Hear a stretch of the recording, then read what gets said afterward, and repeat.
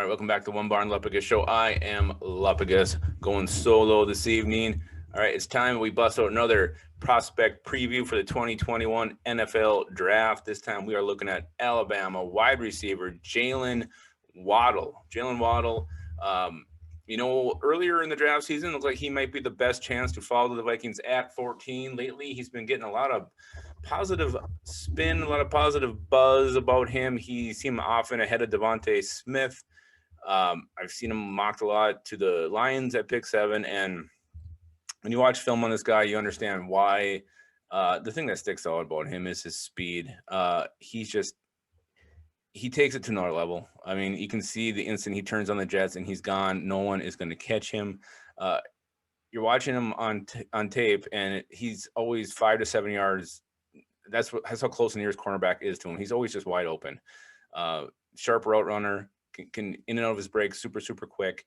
I had to watch about 20 minutes of tape on him just before I finally saw a contested catch, and he can go up and get those too. So he's shown that he can be a do-all wide receiver, a game breaker, potentially a number 1 option in the passing game. With the Vikings, you would think this guy would he could go in the slot, he can go outside, and mix it up with Jefferson in the slot too. I mean, these guys could intermingle. The variety of ways they could attack a defense is absolutely tantalizing, makes your parts tingle, makes mine just tingle thinking about it. Let's just look at Waddle physically.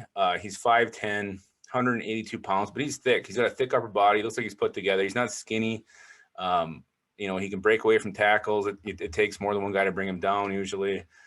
Career stats, 106 receptions, and that was playing in an injury-shortened year last year, which we'll touch on here shortly.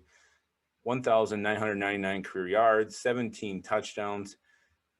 And what we got to mention is this guy can return kicks, return punts. He would be dynamic, absolutely dynamite in that role. I think that's a role he would see a lot of time at as a rookie, potentially making his biggest impact there. But he's a guy who can take it to the house every single time.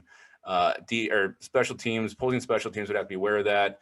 You see a lot of kicking away. Give the Vikings offense really good starting field position on almost every single kickoff attempt, whether he's taking it back or the kicker is just trying to put it in a spot where Waddle can't get it. The one concern about him and the reason why he could slide down the board is that ankle injury. He suffered a season-ending ankle injury early in the season last year. He did come back, played a little bit in the championship game, didn't quite look himself. So, that's a concern when your biggest part of your game is speed and you got an ankle injury. That's a major red flag. And these are the kind of things that whether they're going to heal from them or not, they're always overlooked at. They're under the microscope on the draft, and something like this gets over magnified, can send the guy tumbling down the board, and hopefully he tumbles down to 14, because this is a player where if he's there, I think you disregard all other needs. You take him, no question about it, no doubt about it. Adam Thielen's going to be gone in a couple of years.